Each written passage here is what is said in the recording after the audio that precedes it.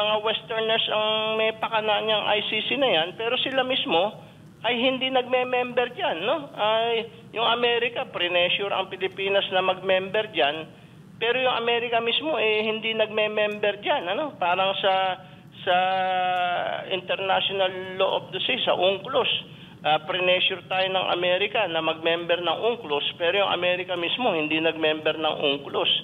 So, double standard of justice, no? Walang kapag-asa ang sino mang hindi kursunada ng Western countries, no? Hindi ka kaalyado ng Western countries, wala kang pag-asa na dyan sa ICC. Sigurado makukonvict ka dyan.